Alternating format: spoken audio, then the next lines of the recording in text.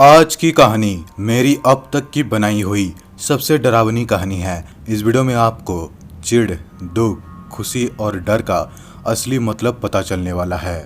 आज मैं आपको इस वीडियो में बताऊंगा एक ऐसी भूतिया घटना के बारे में जिसे सुनकर आप डर के मारे थर थर कांपने लगेंगे। आखिर कैसे एक व्हाट्सएप मैसेज के जरिए डर का सिलसिला शुरू होता है, जानने के लिए वीडियो पर अंत तक बने रहें। एक छोटे से गांव में अनुराग नाम का एक लड़का रहा करता था और उस समय अनुराग क्लास 10 से पास आउट हुआ था।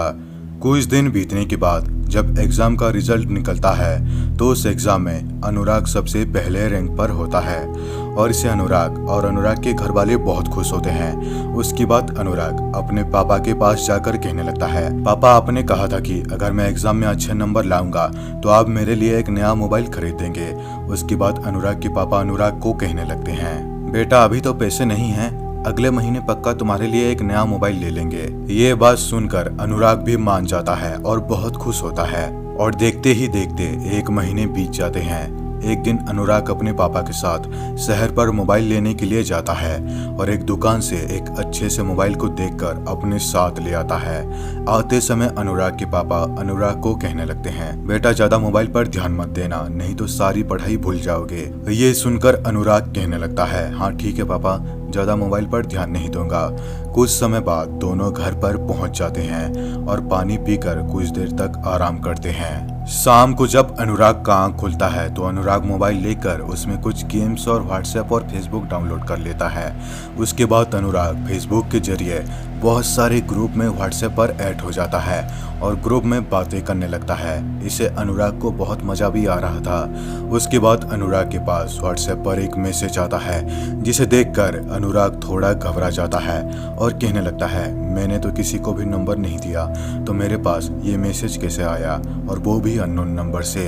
उसके बाद अनुराग उस मैसेज को इग्नोर करके यूट्यूब पर वीडियो देखने लगता है। उसके बाद अनुराग खाना खाकर रात को कुछ देर तक मोबाइल यूज करता है और सो जाता है और वो सोने से पहले मोबाइल पर नेट ऑफ करना भूल जाता है।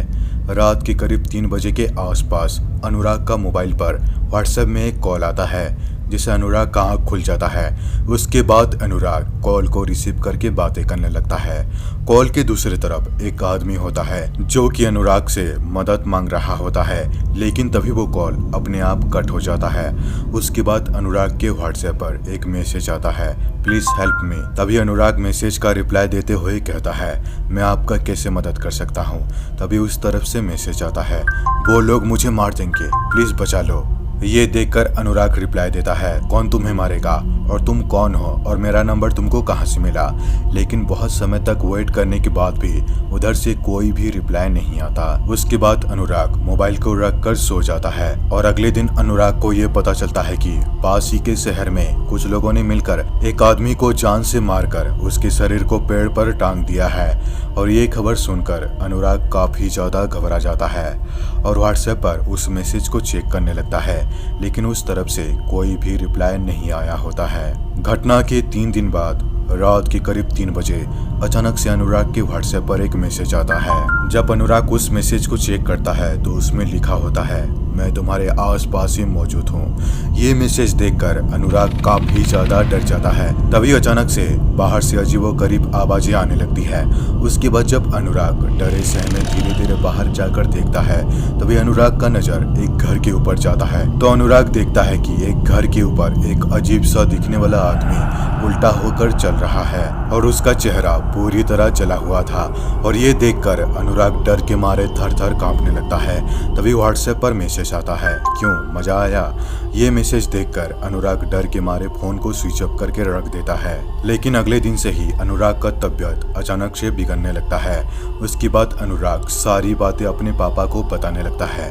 उसके बाद अनुराग के पापा अनुराग को एक तांत्रिक के पास ले जाते हैं और तभी अनुराग को यह पता चलता है कि किसी ने उसके ऊपर ब्लैक मैजिक यानी कि काला जादू किया है और इसीलिए उसके साथ अजीबोगरीब चीजें हो रही है। और व्हाट्सएप पर जो मैसेज अनुराग के पास आया होता है वो सभी अनुराग का का एक वहम होता है और ये सब ब्लैक मैजिक की वजह से हो रहा था। और अनुराग के ऊपर ब्लैक मैजिक करने वाला और कोई नहीं बल्कि उसकी माँ होती है, क्योंकि उसकी माँ कभी भी नहीं चाहती कि अनुराग अच्छा पढ़ाई करे, क्योंकि वो उसकी सौतेली माँ होती है। अनुराग की असली माँ की मौत तब हो गई थी जब अनुराग छोटा था और इसके बारे में अनुराग को कुछ भी पता नहीं होता।